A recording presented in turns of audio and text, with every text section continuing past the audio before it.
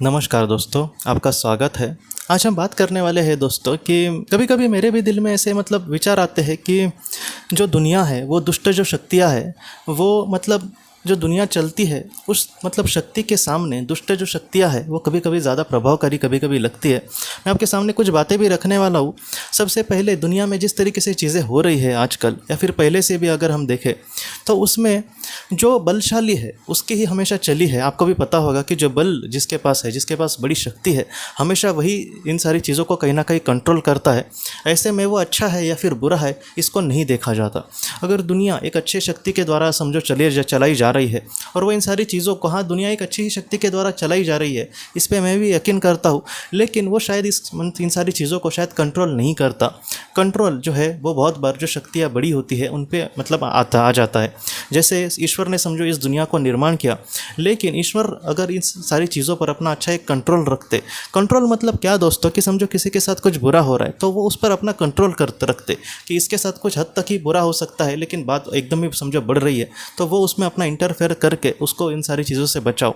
तो इस तरीके से शायद करते तो सच में अच्छा लगता।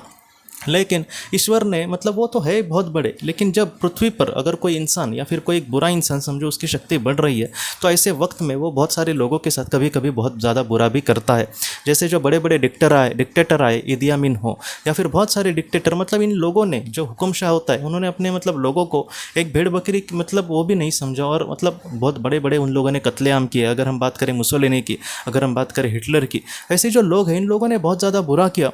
तो ऐसे वक्त में बहुत ज़्यादा बार मुझे यही लगता है कि जो अच्छी जो लोग हैं या फिर जो दुनिया है वो हमेशा बहुत अच्छे अच्छे लोगों के हाथ में क्यों नहीं आते।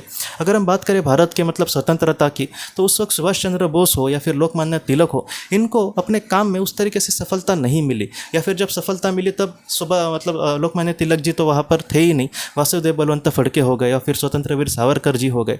इनके हाथ में उस वक्त ये देश नहीं आया और देश के शुरुआती दौर में जो हमारे सामने जो बड़े बड़े मसले थे, जैसे कश्मीर का मसला है, उस वक्त सॉल्व हो सकता था, लेकिन उस वक्त जो राजनीति हुई उसमें इन सारी चीज़ों को और बढ़ावा देते गया और इस वजह से कितने लोगों की अब तक जान उस बात की वजह से गई होगी। या फिर भारत का कितना बजट बस कश्मीर के लगता होगा, अब तक लगा 370 के बाद थोड़ा सा कम लग रहा है समझो, ऐसा हम सोच सकते हैं। लेकिन ये जो सारी चीज़ें हैं वो अच्छे ही लोगों के हाथ में अगर चली जाती तो ये जो मसले हैं उन लोगों ने 2 मिनट में सॉल्व किए होते, क्योंकि उनकी प्रगल्भता थी जो वो इतनी अच्छी थी। आज भी मैं देखता हूँ, मेरा ये वीडियो मैंने उसी उसके कारण के वजह से बनाया कि एक ऐसे इंसान का एक चैनल है दोस्तों। मैं अभी किसी का नाम चैनल का भी और किसी इंसान का नाम नहीं लेना चाहता, लेकिन जो हमेशा बहुत सारी ऐसी बातें हैं प्रोपागेंडा फैलाना, वो किस तरीके से फैलाते हैं। मैं आपको एक बस उदाहरण के तौर पर कहता हूँ कि जैसे समझो भारत के जो सबसे बड़े दुश्मन है वो सबसे बड़ा तो पहला तो पाकिस्तान को कहा जाएगा और दूसरा चाइना को। अगर इन लोगों ने भारत पर कुछ आक्रमण किया तो ये लोग क्या करते हैं कि ये लोग पाकिस्तान को या फिर चाइना को दोष नहीं देंगे, पाकिस्तान के जो आतंकी संगठन है उसको दोष नहीं देंगे, ये लोग भारत के सरकार को सबसे पहला दोष देने की कोशिश करेंगे। ये पहले हमारे देश के साथ ही खड़े नहीं हैं, हमारे देश में कुछ बात बिगड़ जाए बस इनको एक मौका ही चाहिए कि भारत की जो सरकार है उसके जो वज़ीर आज़म है उनके भाषा में उनको बस किसी तरीके से गालियाँ देना। तो इस तरीके से ये प्रोपेगेंडा फैलाएंगे। और इनके पीछे दोस्तों मैं आपको एक बात बोलता हूँ कि इनके पीछे इतने लोग हैं, जैसे जो मैंने जिनकी बात मैं कर रहा हूँ, बस प्रोपेगेंडा फैलाना और कुछ अलग अलग एविडेंस दिखाने की कोशिश करना और भटकाना। अगर एविडेंस को दिखाना है तो वो दूसरी दिशा में भी हम दिखा सकते हैं, लेकिन मेरे मैं जैसे मेरे लिए जो चीज़ ठीक हो वैसा ही मैं लोगों को दिखाने की कोशिश करूँ और लोगों को कहीं ना कहीं मैं सच बोल रहा हूँ ये दिखाना उनका काम होता है। उनके जो फॉलोअर्स है वो कभी कभी 11 मिलियन उनके हैं, आप सोचो 1 करोड़ से भी ज़्यादा उनके मिलियंस है फॉलोअर्स, और वो उनके बातों पे यकीन भी करते हैं। उसको काउंटर करके उन्होंने जो भी बातें कही है, ऐसी बहुत सारे लोगों ने उसको काउंटर किया कि देखो ये कैसे झूठ बोलता है। लेकिन ये जो काउंटर करने वाले लोग हैं इनकी संख्या भी बहुत ज़्यादा है, लेकिन इनके पीछे जो फॉलोअर्स है, जैसे जो काउंटर कर रहे उनके तो और भी ज़्यादा, तकरीबन उसके 1 करोड़ थे तो इनको 1.5 करोड़ तो होने चाहिए, लेकिन कुछ नहीं, उनके पास 3-4 लाख कुछ ऐसे सब्सक्राइबर्स है।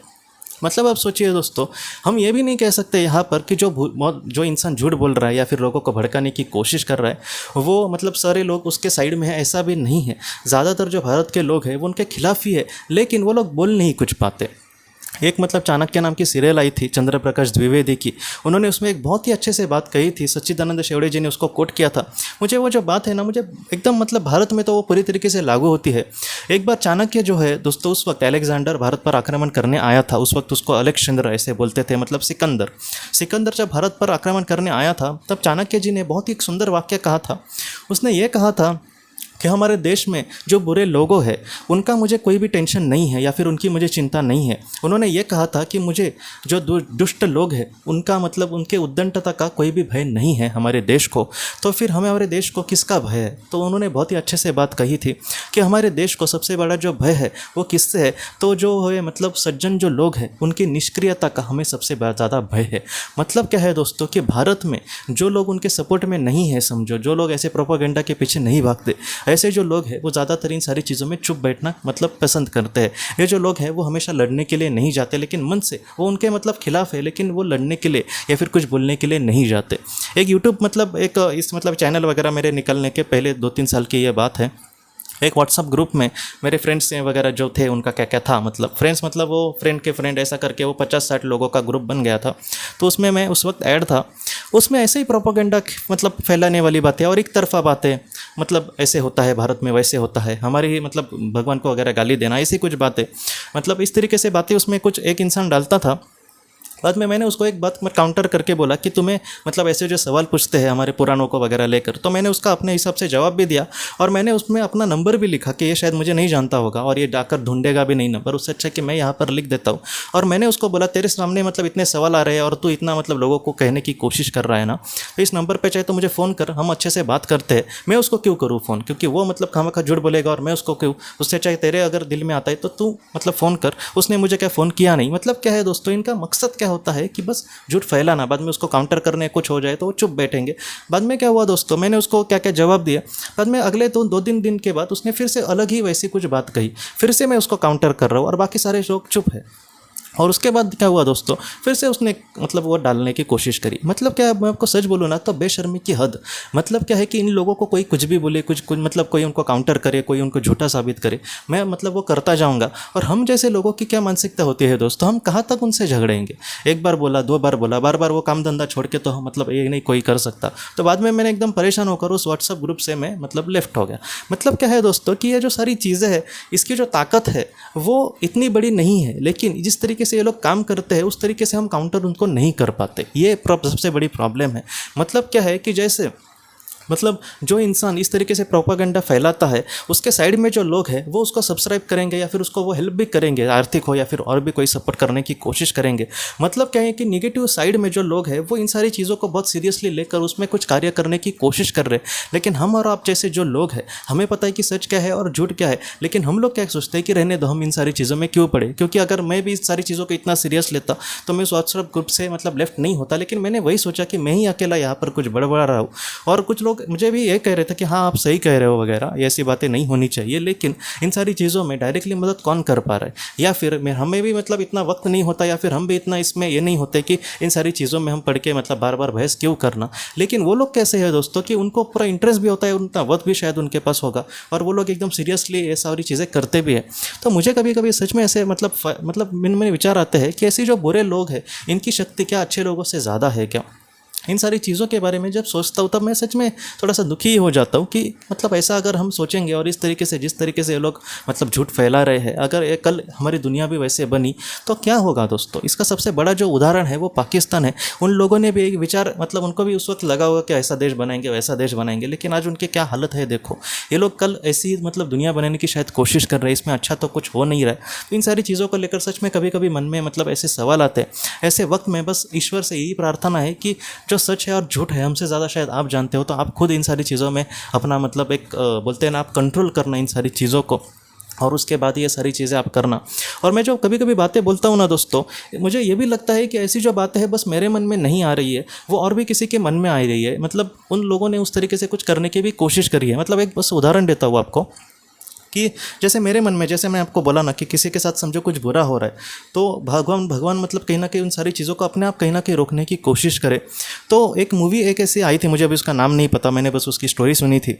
उसमें एक ऐसी दुनिया का निर्माण किया जाता है कि जहाँ पर इंसान के जो विचार है उसको, जो मतलब दुनिया मतलब वो जो शहर चलाने वाले जो बड़े लोग हैं उन तक वो जो विचार है पहुँच जाते हैं। मतलब अगर कोई चोर है और उसको कहीं का किसी का कुछ चोरी करने जा रहा है, तो उनको पहले ही पता चलता है कि इनको इसके मन में कुछ बुरा है, इसलिए उसको पकड़ते हैं पहले। अगर कोई किसी के साथ कुछ बुरा करने जा रहा है, कोई किसी को मतलब समझो मारने जा रहा है, तो उनको पहले ही पता चलता था और वो पहले ही उसको पकड़ लेते थे। मतलब ऐसा कुछ होना चाहिए जिससे कभी भी किसी का कुछ बुरा ना हो। हाँ, मुझे भी पता है दोस्तों कि दुख भुगतने के बाद आत्मा को मतलब उसमें उसका ये हो जाता है विकास वगैरह, ये सब सारी चीज़ें वो सच है। लेकिन फिर भी दोस्तों इन सारी चीज़ों में एक बोलते हैं एक इंसान के मतलब मन से अगर हम सोचें इन सारी चीज़ों को छोड़कर, हाँ आत्मा के जो विचार होंगे वो थोड़े से अलग होंगे, लेकिन मैं एक बहुत ही छोटा सा इंसान हूँ और मेरा भी एक छोटा सा मन है। तो वो जो मन है वो यही कहता है कि कहीं ना कहीं ईश्वर इन सारी चीज़ों को कंट्रोल करे। जो बुरी शक्तियाँ हैं, मतलब जो अच्छे लोग हैं उनको भी कहीं ना कहीं वो प्रेरणा दे कि आप भी आगे मतलब आकर इनका विरोध करो, क्योंकि ये लोग इतने डरपोक होते हैं। ऐसे जो बड़ी मतलब लोग उनके मतलब खिलाफ अगर चले जाए तो ये वो कुछ भी नहीं करेंगे।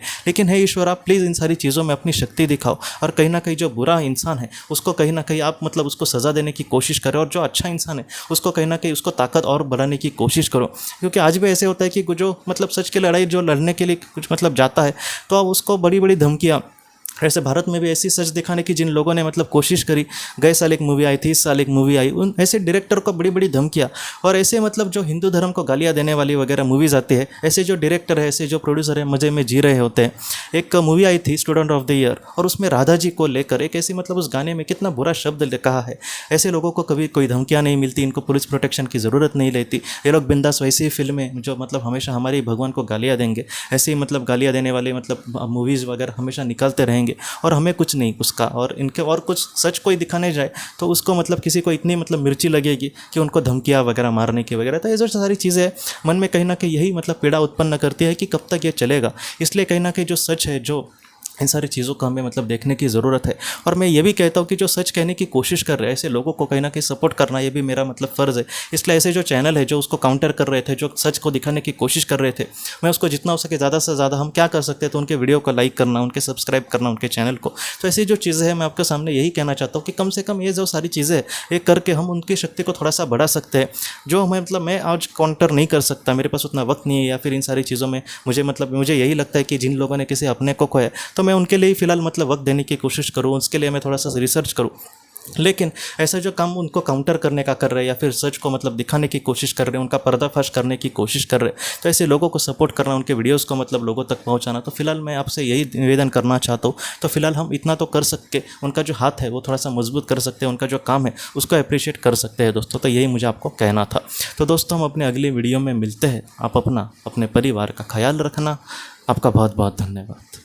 ज़िंदगी की रोशनी ये एक कंसल्टेंसी है जो ऐसे लोगों को मदद करने की कोशिश करती है जिन्होंने किसी अपने को खोया है, या फिर जो लोग अपने जीवन में बहुत ही ज़्यादा दुखी है। जो लोग इस संस्था के साथ जुड़ते हैं उन्हें पास्ट लाइफ रिग्रेशन की ऑडियोज़ भेजी जाएगी, जिससे घर बैठे वह पास्ट लाइफ रिग्रेशन का अभ्यास कर सकते हैं। और उन्हें 5 मेडिटेशन ध्यान की भी ऑडियोज़ भेजी जाएगी, और इसके साथ साथ उन्हें PDF किताबें भेजी जाएंगी जो हिंदी और अंग्रेज़ी में है, जो मोबाइल पर या फिर लैपटॉप पर आप उसे पढ़ सकते हैं। और 10 ऑडियो बुक्स भी आपको भेजी जाएंगी।